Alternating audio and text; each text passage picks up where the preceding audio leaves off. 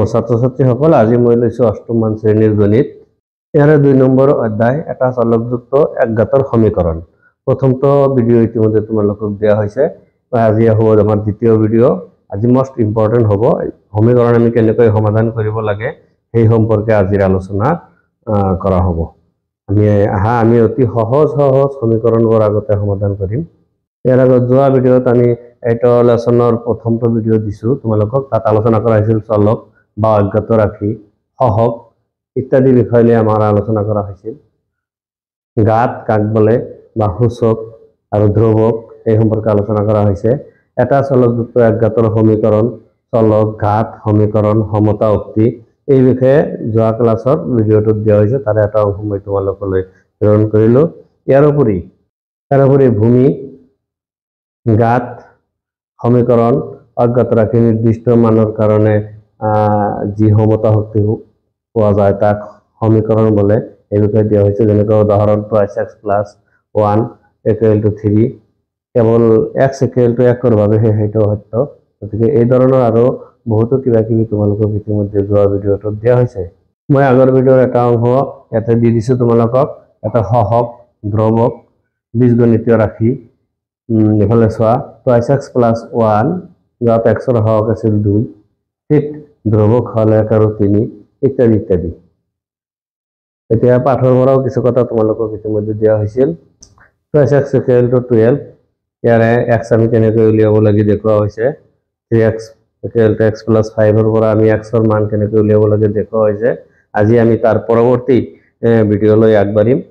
আমি আগবাঢ়ি যাও কেনেকৈ আমি সহজ সমীকৰণবোৰ আৰু জটিল সমীকৰণবোৰ সহজ উপায়ে সমাধান কৰিব পাৰো আজি আমি লৈছো অনুশীলনী 2.1 ৰ গণিত বিলাক আমি কেনেকৈ সমাধান কৰিব পাৰি অতি সহজ উপায়ে সেই বিষয়ে আজি আলোচনা কৰিম ইয়াৰ বাবে মই এটা আৰ্হি প্ৰশ্ন লৈছো এই তোমালোকৰ এক্সাৰসাইজ 2.1 2.1 পৃষ্ঠা নম্বৰ 35 পৃষ্ঠা নম্বৰ 35 ৰ মই এটা 1 নম্বৰৰ ধৰণৰ এটা আৰ্হি প্ৰশ্ন লৈছো এটা ধৰণ 2x x ৰ 2 গুণ তাৰ মানে কি x ৰ 2 গুণ যদি 8 হয় তেতিয়াহলে x মানে কি হ'ব অৰ্থাৎ এই আমি দুইফালে এটা দুটা পদ্ধতিত কৰিব পাৰি দুইফালে যদি 2 এৰে হৰণ কৰি দিও দুইফালে হৰণ এইফালে 2 এৰে হৰণ কৰি দিলে 2 কেনসেল এইফালে আমি 2 এৰে হৰণ কৰি দিব লাগিব গতিকে ঠিক একেদৰে আমি এনেকৈ নকৈ যদি কেৱল এই দুইটোক খেদাই দিও এই দুইটো যদি খেদাই দিও এই 2 সেইফালে গলে হৰণ হ'ব এতিয়া 2 8ক হৰণ কৰিলে অৰ্থাৎ 8ক 2 ভাগ কৰিব লাগে ইয়াতে 3 থাকিলে আমি 3 ভাগ কৰিব লাগিব 3 ৰে হৰণ ইয়াতে 5 থাকিলে আমি 5 ভাগ কৰিম 8 থাকিলে 8 ভাগ কৰিম গতিকে ইয়াতে মানে 2x আছে দুইজন মানুহৰ মাজত 8 টকা ভাগ এটা আমাৰ যোৱা ভিডিওৰ পৰা মই কৈছো গতিকে 2 এৰে ভাগ কৰিলে 4 ভাগ যাব এটাই হল আমাৰ উত্তৰ এতিয়া আহা তোমাৰ 1 নম্বৰ কোশ্চেনটো কি আছিল অনুশীলনীৰ 1 নম্বৰ কোশ্চেনটো লৈ চোৱা তোমালোকে 35 পেজটা কিতাপখন লাগিলে ওলাই লোৱা 1 নম্বৰ গণিতলৈ মন কৰা এতিয়া 4x + 5 = 11 এতিয়া চোৱা এই দুটা আছে আমাৰ ধ্ৰুৱক আৰু এটা আছে চলক 4 হল তাৰ সহগ আমি কি কৰিম 4x টো ৰাখি দিম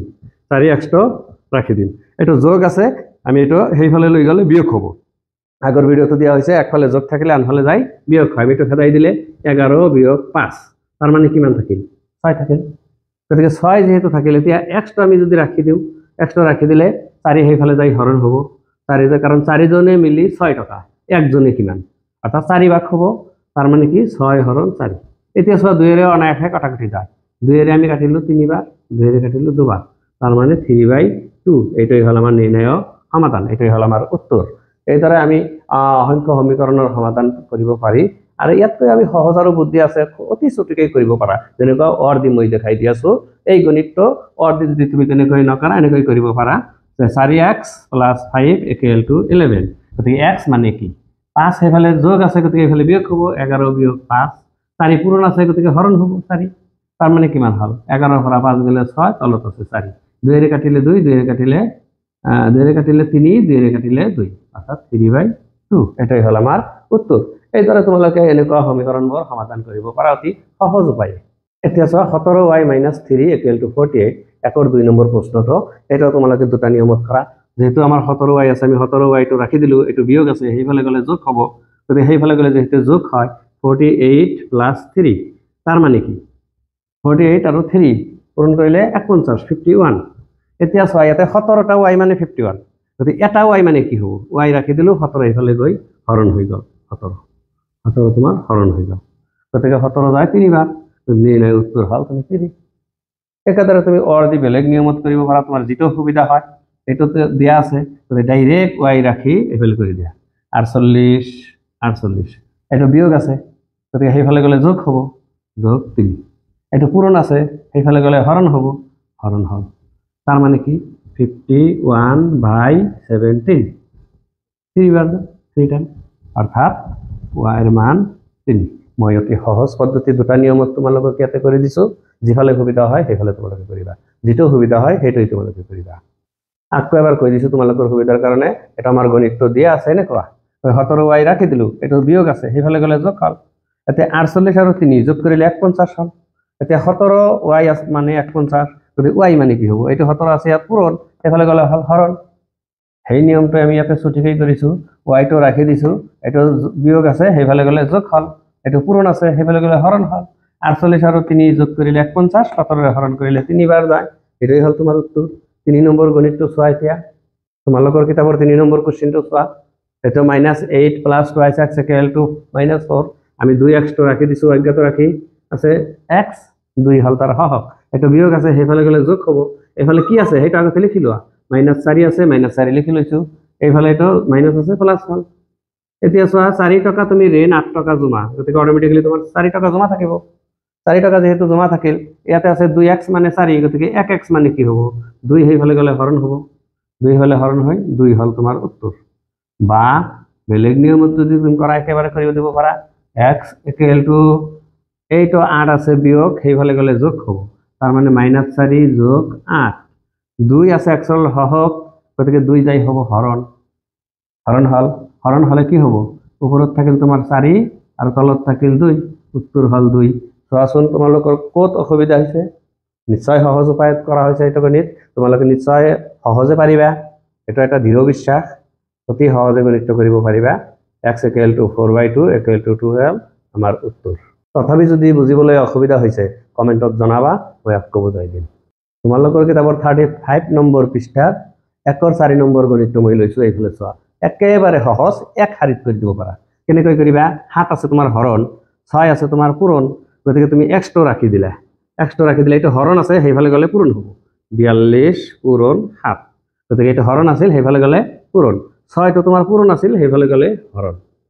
নিশ্চয় বুজি পাইছা যে আকৌ কৈছো মই 7 হৰণ আছে সেইফালে গলে হল পূৰণ 6 পূৰণ আছে সেইফালে গলে হল হৰণ এক কথাত এফালে তলত থাকিলে সেইফালে গৈ ওপৰত হয় এফালে ওপৰত থাকিলে সেইফালে গৈ তলত হয় এবাৰ 6 নিশ্চয় ইয়াৰ মাজত কিমান বাৰ যায় গম পাইছা 6 7 গুণ 42 গতিকে x এৰ মান হল তোমাৰ 7 * 7 7 * 7 মানে কি 49 এটাই হল তোমাৰ উত্তৰ একেবাৰে সহজ এইদৰে তুমি ডাঙৰ ডাঙৰ সমীকৰণবোৰ অতি সহজ উপায়ে কৰিব পাৰা আমি আগবাঢ়ি যাম ডাঙৰ সমীকৰণ লৈ তাৰ আগতে এতিয়া 5 নম্বৰ গণিতটো চোৱা আমি 5 নম্বৰ গণিতটো লৈ যাও 5 নম্বৰ গণিতটো আছিল 6y/11 = 54/99 গতিকে এতিয়া তুমি চোৱা আমাৰ y টো হে লাগে y টো ৰাখি দিছো এফালে কি আছিল সেইখিনি আগতে লিখি লোৱা এফালে আছিল আমাৰ 54/99 সেইখিনি আমি লিখি লৈছো এবাৰ চোৱা এটো তলত আছিল 11 গতিকে এটো ওপৰত যাব ওপৰত গলাৰ পূৰণ হল 11 হৰণ আছিল 11 পূৰণ হল 6 আছিল পূৰণ এফালে যায় হৰণ অর্থাৎ তলত হ'ব 6 এতে নিশ্চয় গম পাইছা 6 যায় 54 এর মাজত 9 বার আকৌ 9 যায় 99 এর মাজত 11 বার এই 11 এর মাজত ক্যান্সেল একবার উত্তর হল 1 y = 1 এটাই হল তোমার উত্তর আকৌ এবাৰ মই বুজাই দিবলৈ চেষ্টা কৰিছো আকৌ এবাৰ কৈ দিছো ভালদৰে মন কৰিবা আমি y টো ৰাখি দিলো 6 আছে ওপৰত সেইফালে গলে তলত 11 আছে তলত সেইফালে গলে হ'ব ওপৰত গতিকে এই 11 আমাৰ যেহেতু ওপৰত গল এতে 11 আৰু 99 বা 6 54 এর মাজত 6 54 এর মাজত যায় 9 বার 9 আকৌ 99 এর মাজত 11 বার 11 আকৌ 11 এর মাজত একবার আকৌ এবাৰ কৈ দিছো মই 6 54 এর মাজত 9 বার 6 9 গুণ 54 গতিকে 9 99 এর মাজত 11 বার 11 11 এর মাজত একবার অর্থাৎ y এর মান হল গই 1 এইটাই হল আমার উত্তর নিশ্চয় সহজ পাইছা তোমালোকে আমি পৰৱৰ্তী ভিডিঅ লৈ তোমালোকক আমন্ত্ৰণ জনালো আজিৰ ভিডিঅতে ইমানতে সামৰিছো ধন্যবাদ